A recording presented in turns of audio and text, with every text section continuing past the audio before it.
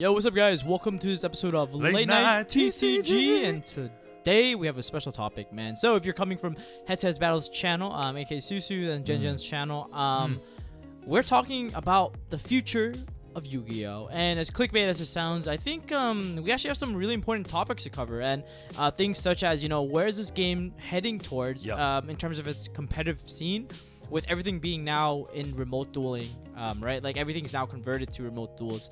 What that means for the game, what that means for like card value, and all that good stuff, as well as like the future of Yu-Gi-Oh! From a ban list perspective, right? Like what is gonna happen with the ban list that's coming out in December, and how that will eventually, obviously, impact the New York, or not the New York extravaganza, but like the Konami extravaganza that's happening the 19th to the 20th. Right. I think the biggest thing that you just touched upon was card value. Yeah. Because if you look at the card market right now, TTT was sitting at like 80, and the moment like the Konami remote duels, like real events got announced, TTT shot up into the triple digits. Everyone was like scrambling to get it, and the reason why that card went up so much is definitely because of Virtual World. For a deck that's so cheap to play, there's always something that has to be expensive. Always. And of course, like Tactics is that card. But also being a staple card that will be good in like a lot of decks going forward. And so, obviously, if you don't have that, your copies now, I wouldn't say you missed the boat, but they're definitely. They're sitting at a pricey 105 to 110. So prepare to shell that out if you haven't already. But here's the funny thing: you can actually buy the Starlight rares for not that much more expensive, like $300, $400, and I'm like, crazy. Yo, that's like honestly the best investment. I think it's just so good. Dude. Like no, Mac's about to be like, what's good, YouTube? Let's go YouTube. And today we're talking about Triple Tactics. No, seriously though, like that card, I don't know how it's so cheap. Like it's being played in like every combo deck. Infernoble is playing it. You know, we see Virtual World playing it. Dragon Link is playing it. Like, if you're a combo deck, that card is ridiculous. And going second, it just helps you break, like, a lot of combo boards. Bro, look at Dryden. They always Dryden you in the main phase, right? Always like, it's like, what? Phase, I mean, what? They're not going to Dryden you? Okay, sure. I'll just keep playing, I guess. Exactly. And so, like, it's really, really hard to play through. And, like, what's really cool with decks like Virtual World is, like, you can go, like, Tactics, take their Dryden, attack with their own Dryden, and overlay a Zeus on their Dryden. Like things like those, like, type of, like, small interactions, like, really just make Tactics such a, like, insane card, man. Exactly. And, like, a lot of cards, like, man, I mean, I gotta be honest with you, like, I don't think anyone thought Konami would start making, like, real events with the remote duels thing. Yeah. Because there's so many things that you have to... There's so many loopholes that, you know... Because when I was sitting in the room with all the Konami representatives, I legit said, I was like, you know what? People wouldn't cheat if, like, we were allowed to stream our matches, and or like increase the limit cap of the room to 5, 6, or 7 people, or even 8 people. So there are more eyes on the game, right? And Konami was like, yeah, but you know, you might get sued. I'm like, who's gonna sue me? Yeah. They're like, what if someone's kid is playing in the remote duels? And I'm like, but when you sign up for these remote duels, there's literally a box that you check that says, are you 18 or over? Like, why do you have that clause and then are worried about somebody suing? Yeah. Because then at that point, the person who lied about their age to play is at fault here. Like, it shouldn't be the fault of the streamer, because, like, especially if you're streaming. And another thing they said was like, oh yeah, like if your opponent cheats you, your chat might roast him. I'm like, what? If my opponent cheats, then he cheats. Everything that happens there and after is null. Like, who cares? Yeah. I mean, you also just turn off the chat. Like emote only is a really good way to kind of just like block people from talking. I mean, like, unless you can read emotes and then figure out some lines of plays from like the emotes and read hieroglyphics, then you got it, bro. No, but like, no, I actually did bring that up to them too. Yeah. I was like, you know, like we have like emote only mode, or you can even turn chat off. And they're like, yeah, it doesn't matter because, like, you don't know who's on the other side of the screen, et cetera, et cetera. And I said, okay, but what if both players agreed that the streaming, like you streaming the match is fine, right? And they're like, no, it still doesn't matter. And I'm like, it doesn't make sense. Like, I legit, like, I don't know, I might get banned for this, but I legit was like, this is why, like, your game isn't doing as well as it should be, because you don't allow content creators to provide free exposure for you guys. Yeah.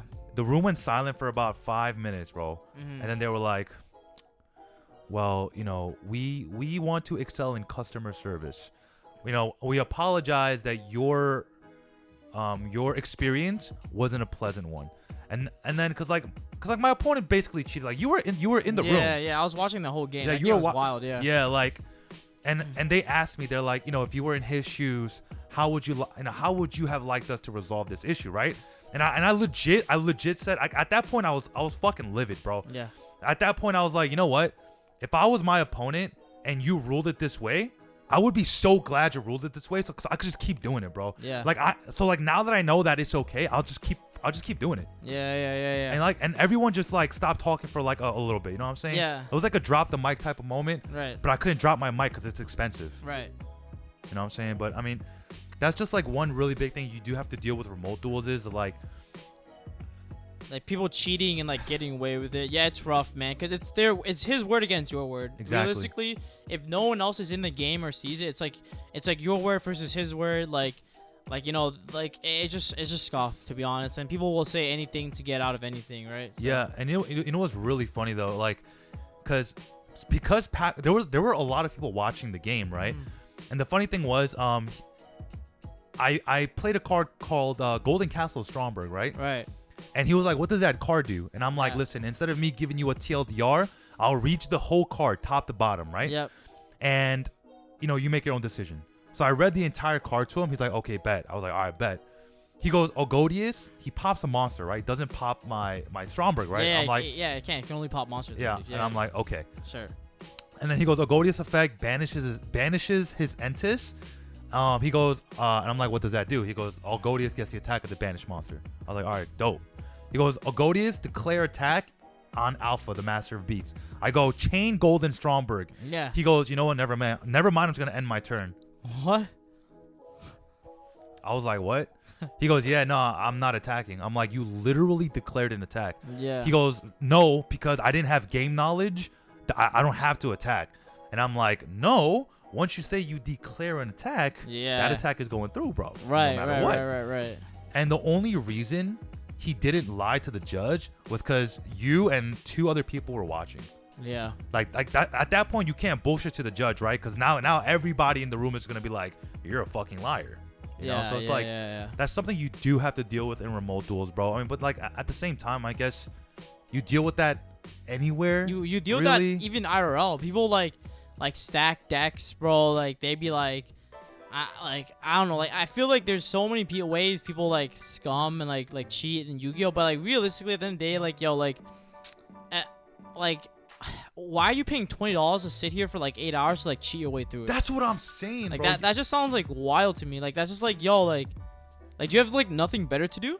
Like it's just like it has to be like that question at that moment in time. Like you literally could have done anything else on this beautiful Sunday, like beautiful Saturday, yo. Legit, it was 10 hours. And bro. it was like you chose to sit here for 10 hours and cheat. Like that sounds ridiculous. Like you have to like, and the thing with that kind of thing is like you have to like make that conscious decision too, you know? Exactly. And it's like it's not like something you kind of like, I'll accidentally cheat. Like it's like, yo, like for like cheaters, like they make a conscious decision to do this, which is like really really scuffed, man. Like, but I think like at the end of the day, like hopefully when you guys do play remote duels, you'll realize that most people don't cheat. Yeah. Most people play for real. pretty like with a lot of like integrity, like good sportsmanship most of the time. And when you do meet like these bad apples, man, like all I gotta say is like, yo, just call a judge if there's like bad sportsmanship and stuff like that, like, or just just like, yeah, just call your judge is like the best way when the things happen. That's like your best way to like resolve those type of issues, because as the game progresses and you guys are kind of just like tilted and stuff, it's just even worse, to be honest. Yeah. I was livid, bro. Yeah. I was livid. Yeah. But yeah, I mean, again, guys, like, I don't know. I mean, it's weird, right? Because like whenever people play, like even us, right? Because like we stream and make content. Like people always are like, oh yeah, they don't cheat, etc., etc. But I mean, at the end of the day, it's not because we're streaming or we make content, right? We remote duel a lot in front of a lot of people, right? So like imagine like Pac consciously cheating with 300 people watching him, bro. Yeah. Like who the fuck is gonna do that? Like nobody, right? Yeah, exactly. Like it just doesn't make sense to. But like these people because like okay, so I'll explain the mindset of a cheater, right? So when a cheater decides to cheat, they take everything into consideration there, right? They're like, okay, with this many eyes on me, what can I get away with, right? Yeah. Et cetera, et cetera. And this is why, like, when we play remote duel locals where they do allow us to stream, I always tell my opponent, hey, I'm streaming, is that okay? Yeah, I always ask, yeah. You know what I'm saying? Because like, if they say no, like that's already a red flag for me, bro. Really? Yeah, because I'm like, Yeah. why? Yeah. Like, yeah, what yeah. are you like? What is it that you need to hide? True. Yeah, I've only had like 2 or 3 people ever say no to me. And I've streamed like hundreds of remote duels, hundreds. What did you do when they said no though? You just turned off the stream? I turned off their side of the field. So I was just playing with my field. Oh. Yeah. So like I would play with my field, and all the stream sees is just my field. Like they just see my cards, but like we still talk through it and like do the plays and stuff. But I like see. they don't see any of his field. Yeah. Wow. Well, I mean, Yeah. again, like we as like content creators need to respect like our viewers as well. And Yeah, like, yeah. even though That's why like when Yeah, someone yeah. asks and someone says no, I even literally told I'm like, yo, like feel free to say no. Like it's no pressure. Like you know you can say no. There's like not. I'm not like saying yo you better say yes, bro. I'm about to roast you in front of these 200 people. Like nah, it's like.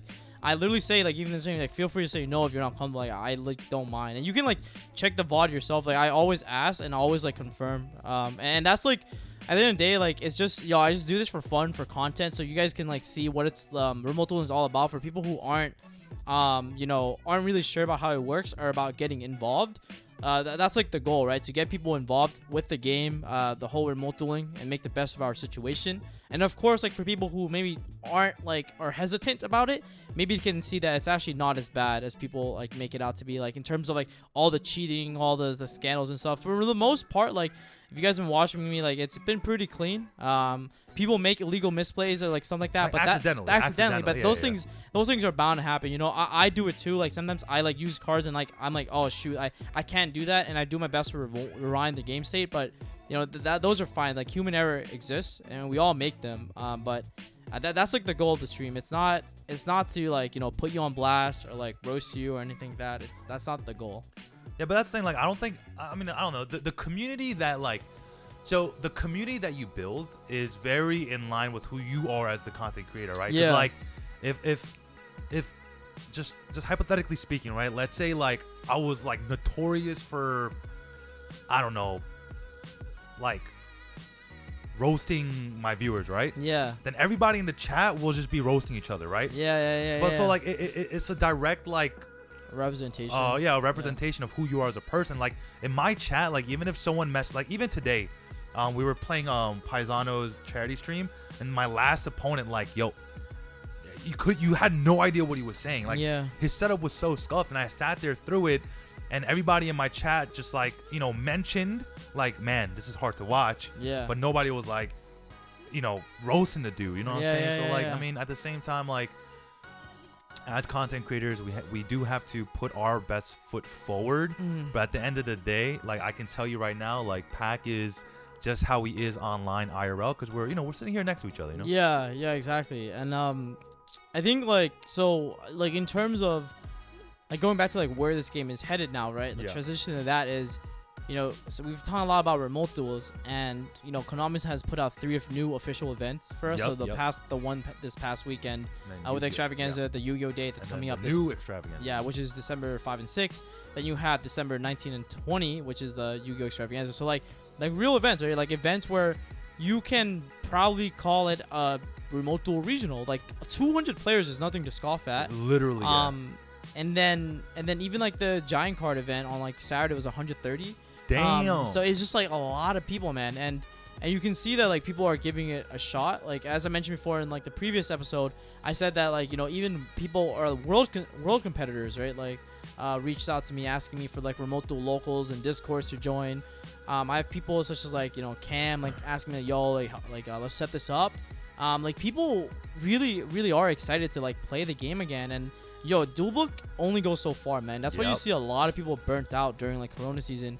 From playing Yu-Gi-Oh, because realistically how many hours a day can you realistically like sit there and play like dueling book? Yeah, book? just click yeah, like bro. I mean there's nothing wrong with it, but like we're like that's just it doesn't the I guess the reward and the risks are not risk, but like the return and the reward factor isn't as high. Whereas like in like playing in remote duels, you know, officially sanctioned or even locals, like you feel like this competitive like drive, you know, like you're on like you're like, you know, like this game matters. Like if you lose this, you might not top. Like there's just like pressure. There's like there's stuff on the line, and that for a lot of people that's exciting. So it's really hard to replicate that feeling.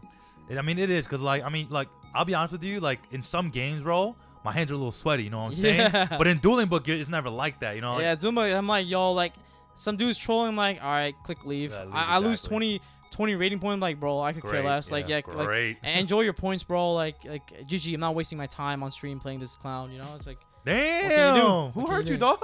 Yeah, bro. Buster Blader, bro. Yeah. I'm joking. But like, no, like people will like legitimately just troll you, like make you call judge with no judges around. I'm like, okay, man, I'm just gonna leave the game. Like, enjoy your points, like, you know. Yeah, people really care about internet points, but that just goes to show, like, these are the same people that you would see at a regionals one day, man. And like, and unfortunately, every community, every game, like everything, always has a few bad apples. Always has a few bad apples. Yu-Gi-Oh, though, to be fair, has maybe a bigger share of bad apples. Yeah. But I mean, at the end of the day, bro, most of us are adults, right? Like most of us, we really are 18 and up.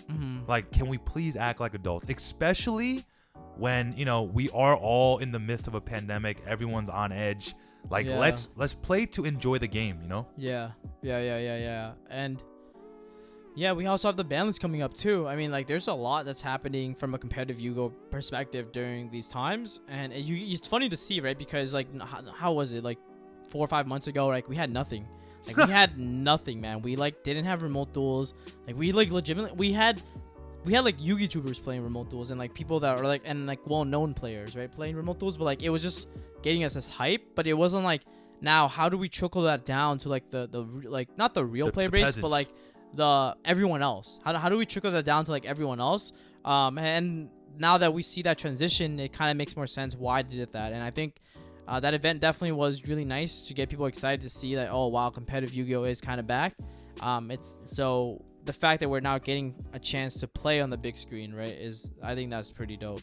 Yeah, I mean, I do think this is a correct step forward from Konami. Yeah. I do believe that this is the way to kind of handle the situation. Right. But a lot of judges applied for the extravaganza. Yeah. But they only took a select few.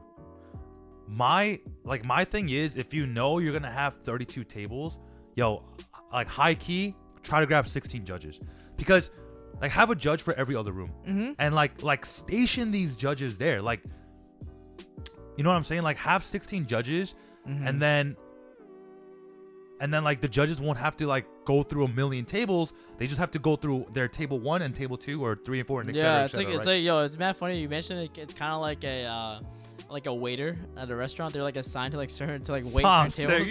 You just called the judges the waiter. Nah. Hey, Judge, can I get a band and like a side of like, you know. It's like, can I get a UC major, a side of a severe? Yeah. Sick, bro. Yeah. Nah, but like, I mean, it makes sense. I mean, like, man, it's just so tough. There's so many things that obviously can be improved on with like the whole event and everything. And like, realistically, the thing that we can do is like, you know, send these suggestions, send these advice, and then hopefully see if like some change comes out of it. Just from like a player base. So I guess like, I mean, we can like pose a question for this podcast for the people watching, like, you know, what change if you did participate, would you like to see within the remote duel scene, and from both the competitive aspect of if you actually did participate in the extravaganza, and so just so that we can consolidate some sort of like feedback and then provide that constructive criticism for Konami and for the game, right? Because at the end of the day, like, we want this game to like thrive, and the best way to do that is provide like ways for them to make this better going forward. And you see that like even in like Hanko Chow recently wrote an article on TCG Player Infinite where he talked about, he interviewed Ryan and then about like, you know, what are some ways this can be improved. And I think that's a very important question that we also want to ask you guys watching, right? So that we can understand, like, you know, what are some concerns that you have, and then the next step forward, right? And I think that's how we all take that step forward together as a community.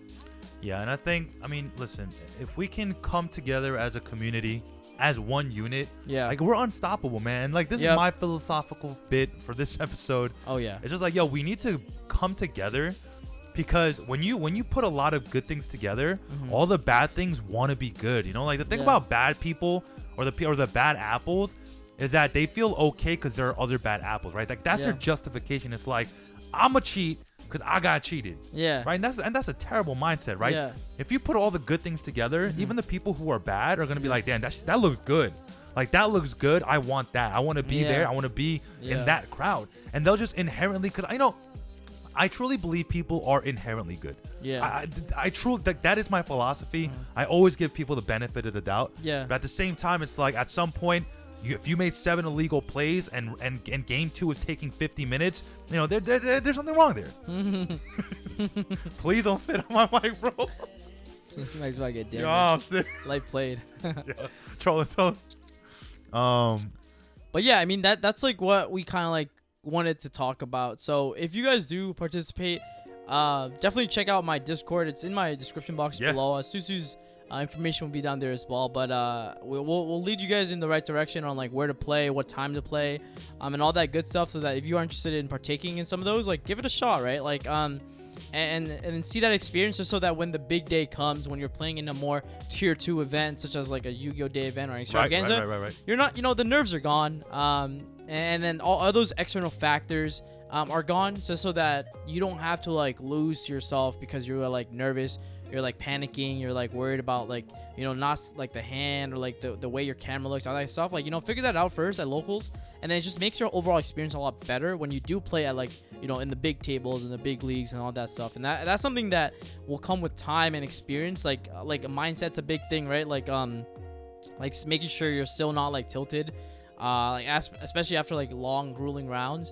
Those are things that like will ultimately help you guys if you're interested in like doing competitively well. Yeah, and also like you have to realize like right now there is no like deadline for COVID, right? Meaning, like we don't have a date where Konami's like, in 6 months we're gonna have real events anymore, right? So if you really think about it, we're gonna be remote dueling for the unforeseeable future, right? We are, yeah. So like get used to it. If you're a Yu-Gi-Oh player that thrives off of competitive play, like, you need to change with the times, right? Same thing as like every time there's a ban list, you change decks, bro. Change with the times. Get out of 2012. Yeah. Let's remote duel. Yeah. Damn, I just inspired myself. Damn, I just inspired myself. My man ran for president. He's like, yo, remote duel 2021. Susu for president. no, but really, no, like seriously, like it's not hard to evolve and adapt. It's really not. Like, yo, it's actually crazy. Like, I think we talked about this in the last episode too, but yo, check out Susu's video, like MSC TV's video. There's people out there putting content out there for you guys to help you get set up, man. And they do it out of their own time and leisure, and the goal is to like get more people involved, not limit people, right? And it's like, I'm not trying to play the same 5 dudes in my locals all the time. Nothing wrong with it, but the community can grow and the game will grow, and I think it's like a win.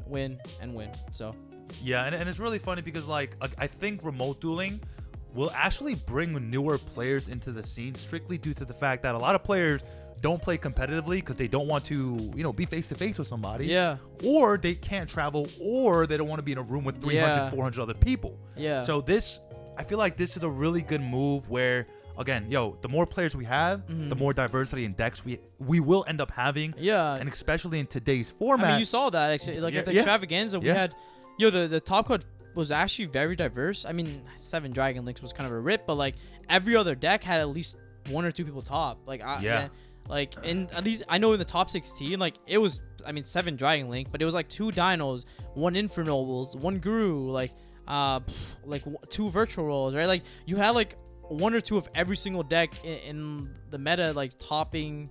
Obviously Dragon Link was very highly represented at the event, so like you had more people top with it, obviously, and like it's all about representation, guys. Yeah, so it's like representation, but like if you have 1 Guru play and 1 Guru top, it's all about the conversion rate too, right? You gotta see like even at the LCS you had 23 virtual roll played, and then you had 7 people top, and then you had 20 Dragon Link players played and you had 2 Dragon Link players top, right? Like it's about conversion rate, and that's a true factor of like how good a deck really is as well. Yeah, and listen, I did my part at the extravaganza, bro. Yeah. Both Dragon Link players, or I beat 2 and I lost to 1, but you know, I did my part. How many Dragon Link players did you beat?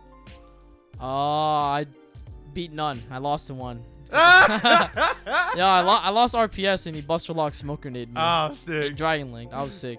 Speaking of Smoke Grenade, by the way. I was ironic. Yeah. Sell your copies, because I'm 95% sure it'll get banned. Yo, bro, I feel like they're not gonna ban like that card. I don't know why. No, I feel like just not enough people play the deck or know how to play the deck, and then like everyone's just playing Dragon Link, right? So like it's just. But Dragon Link also abuses Smoke Grenade. No, yo, like I feel like the worst variants do. To be honest, they just lose to like Nibiru a lot harder. Like no one like from a top competitive Yu-Gi-Oh player plays Smoke Grenade in their Dragon Link deck. Like you can ask any of those players, and the logic being that like you want a deck that is the most consistent, the most resilient, at putting up like the boards. Correct. And correct. Smoke Grenade is not the answer. You're adding an additional brick, so you're getting more unplayable hands, and you're losing to more things. So yeah, it goes off and it's cool to Smoke Grenade and all that stuff, but it's like more often than not like a win more. Like Buster Lock wins you most of the games anyways, right? That's like, true. That's true. It's just like you know, you're throwing lava into like a lava. Like it just doesn't make it hotter. It's you just said you're throwing lava into lava, bro. Yeah, it's like it's not hotter. It's just Pack 2020, bro. I don't know, man. But don't get me wrong, like they could be a good tech too. I mean, like people have good theories for why they play X and X, but at the end of the day, it's like I just feel like they might not ban it. Like I just feel like the representation of Infernobles was like so low. Like people just don't play that deck. So if we go by representation alone, that means we're getting missed to 1. If we're going on representation alone. Yeah, there's Dino won, like Sam won with Dinos, and then Ryan, you just won with Dinos with Extravaganza. That card is getting banned or like. But I mean, okay, but Ryan is a great player. Yeah. And he's doing his part in getting misbanned. God damn it, Ryan! If you're watching this video, bro, I was trying to play Dinos in the next event, bro. Yeah, I'm sick, bro. Yeah, I mean, like the thing is, like, I think like Dino is a really good deck, but it's also a deck that has a lot, like loses to a lot. It loses to 1 Lancia, bro. It loses to Lancia, Meister, Ash. Like they have a very obvious choke point, which is the miscellaneous stores in the graveyard. Yeah. And there's definitely obvious ways to play around it. Like you can go, when you have Lost World, you can definitely play around it. But it's just like, it's just important to note that, it's like the deck is very strong, but it has a lot of obvious choke points. And all jokes aside, right? Like all jokes aside about like have you read Miss and all that stuff? The deck is definitely very strong, but it has very good choke points too. So it's like, I hate to say this, but Dino is a fair-ish deck. Yo, I'm out, bro. Podcast over, yo. Pack 2020 hot takes. Can you repeat that just so people aren't like, wait, what the fuck did he say? Let me rewind. No, look. Miss, like, yo, that Dino deck is very strong. It's very consistent, but it also has a lot of inherent bricks. It does. Like, bro, you're playing Triple Baby and Petite. You're playing, like, Pank that does nothing going first. Yep. Which actually you can, like, it's like not a bad card. Like, it's a card you can summon off Petite going first and helps contribute to your end board, right? But realistically, right, like the deck itself, like, is very consistent at putting up the UCT, the Dolka, the Pank, right, all that good stuff. But if you Ash that miscellaneous source in the graveyard, they go Oviraptor pass, like more often than not, and like. It's like, and people don't forget that, like, while like a lot of people, like, you know, see the value of miscellaneous swords, but they also tend to forget that the deck has its own choke points. Yeah, but I mean, but they only go misc pass. I mean, they only go OV pass if they don't have the Lost World though. Because they have Lost World, they go OV target. The token, and they get at least a Dolka. At least a Dolka, yeah. I mean, Queen Long F negate. GG. Oh, sick. No, it's actually funny because the Dino deck I play, the variant, I end on the Samorg, the Barrier Statue, Dolka, UCT. Come on, bro. Come on, bro. No, it's mad funny about that because, yo, I had... so I played in a Winamat and I just won it. So I got my invite to Extravaganza, which was mad lucky because I'm like, yo, I'm not trying to play $20, bro. Your boy broke, bro. I'm not getting enough subs, bro. Damn! Check out the Twitch and don't forget to subscribe. But anyways, like, I played against a guy who was playing Zoo. And it was in the finals. And this guy was playing Zoo Tri-Brigade. So his end board was like Dryden. And he made Barrier Statue win. So I looked at my hand. I'm playing virtual. I'm like, capital, get the spell card. Activate spell card. Try to negate dragon. He's like chain pop. I'm like okay, okay. Normal summon Niang. Enter a battle phase. Attack the berry statue, and he had Dynamis. Dynamis banish. I'm like okay. Main phase 2. I had E-Telly. So I was like, no, I did. No, I still did that in battle phase. I went E-Telly, and then because I was the reason why I was able to E-Telly is because I was locked out of special summoning only wins. Yo, Niang and Lulu were both wins. So I'm like, special summon, attack over berry statue. I'm like, yeah, let's go. And then full combo with FTK'd. Yeah. Well, I mean, how are you gonna beat Wind Statue, Doka, UCT, and Samorg though? Bro, don't worry about it. Dark Ruler F. I'm sick, bro. Bro, I hate it when people are like, bro, just draw a Dark Ruler. Like, yeah, I certainly will. I mean, don't you draw this shifter? Bro, it's mad funny because today Pac was sitting right next to me during the charity remote, the charity duel. Bro, I drew a couple, like I drew like hands. I showed Pac the shifter every time. Bro. He drew like shifter right Geki. I'm like, what the hell? I was like, what the hell is this hand, yo? And I was like, geesh, that was so cracked. It's the boy. I'm telling you, like, yo, guys, how many of you watching right now would want me to want to watch me play Susu's deck at a competitive event? Yo, if this video gets 1,000 likes, yo, 1,000 likes, yo, I'll play Susu's deck at the next official tier 2 event from Konami. So the next Yu-Gi-Oh extravaganza. Yeah, the next event whenever we get 2,000 likes. Wait, would I have to give you my deck though, or would you just build your own? I'll just go to TCG Player and buy it off Infinite or something. I don't know. Yo, use my TCG Player. TCG Player for the code 10 pack 10, 100 pack Susu 5. Yeah.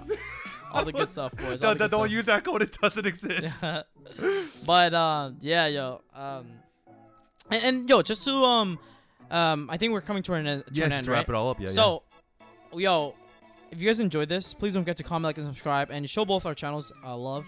We've really been appreciating all the support that you guys have been giving us. And yo, for the next podcast, I have an idea. You guys ready? How casuals can still do well. Why you gotta look at me when you said casuals, bro? Sick. Nah, I was looking at you because like we're doing the podcast together, bro. What are you talking about? Yo, he said casuals. Looked right at me. Yo, my man overthinks, bro. That's why I always bluff him. Yo, let's go. God, bro. Cut the camera, bro. Oh my god, I'm sick, yo. Yeah, yo. But if you guys want to watch the next episode of Late Night TCG, we're gonna talk about how like even casual players can still do well in the competitive Yu-Gi-Oh scene. And yeah, we'll leave it there. Yeah. All right. So we'll see you in the next one. Peace.